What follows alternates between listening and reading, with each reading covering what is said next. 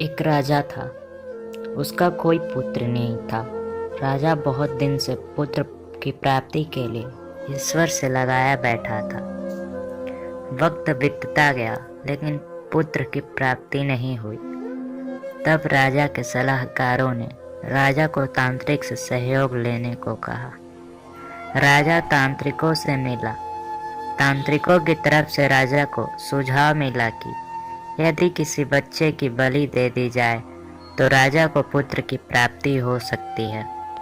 राजा ने राज्य में ढिंढोरा पिटवाया कि जो अपना बच्चा बलि चढ़ाने के लिए राजा को देगा उसे राजा की तरफ से बहुत सारा धन दिया जाएगा।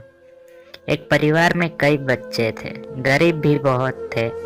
उसी परिवार में से एक ऐसा बच्चा भी था जिसका ज्यादातर समय सत्संग और साधु संतों की वाणी सुनने में निकलता था। इस वजह से बच्चे की ईश्वर पर बहुत आस्था थी। वो ईश्वर की भक्ति किया करता था। जब राज्य के सभी लोग सहित इस गरीब परिवार को राजा के इस नाम का पता चला तो परिवार को लगा कि क्यों न इसे राजा को दे दिया जाए, क्योंकि ये निकम्मा है, कुछ काम धाम भी नहीं करता है और हमारे किसी काम का भी नहीं है।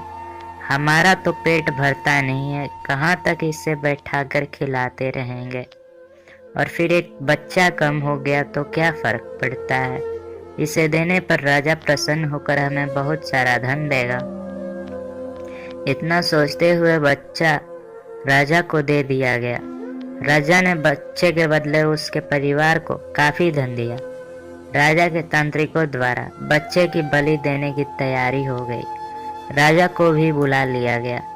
राजा और तांत्रिक दोनों के द्वारा बच्चे से यह पूछा गया कि आखिरी तुम इच्छा क्या है तुम्हारी। बच्चे ने कहा कि मेरे लिए रेत मंगा दी जाए। राजा ने कहा बच्चे की इच्छा पूरी की जाए। अतः रेत मंगाया गया। बच्चे ने रेत से 4 ढेर बनाए। एक एक करके बच्चे ने 3 रेत के ढेरों की बुरी तरह से तोड़ दिया और चौथे के सामने हाथ जोड़कर बैठ गया और उसने राजा से कहा कि अब जो करना है आप लोग कर लें। यह सब देखकर तांत्रिक डर गए और उन्होंने बच्चे से पूछा, पहले तुम यह बताओ कि तुम क्या किया और क्यों किया। राजा ने भी यही सवाल बच्चे से पूछा तो बच्चे ने कहा कि पहली ढेरी मेरे माता पिता की थी। मेरी रक्षा करना उनका कर्तव्य था, परंतु उन्होंने अपने स्वार्थ और लालच में अंधे होकर ममता की बलि दे दी। कर्तव्य का पालन न करके पैसों के लिए मुझे बेच दिया, इसलिए मैंने ये ढेरी तोड़ दी।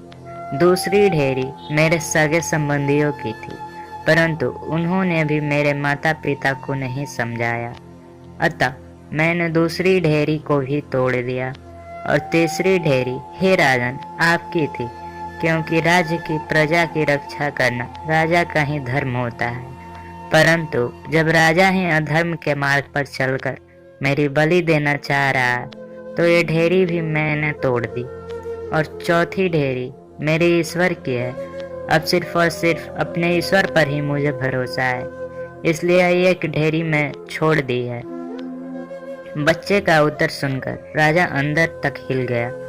मन ही मन राजा तर्क करने लगा, विचार करने लगा कि ये मैंने कैसा अधर्म करने जा रहा था। भला अधर्म के रास्ते पर चलकर मुझे पुत्र की प्राप्ति कैसे हो सकती है। इतना सोचते हुए राजन ने अपने मन से बच्चे की बलि देने का विचार निकाल फेंका। राजा ने बच्चे के बलि रुकवा दी। इतना करते ही तुरंत राजा के मन में ये ख्याल आ गया कि ये बच्चा, अरे क्यों न ये बच्चे को मैं पाल लूं, इसे अपना पुत्र बना लूं, अपने पास रखूं।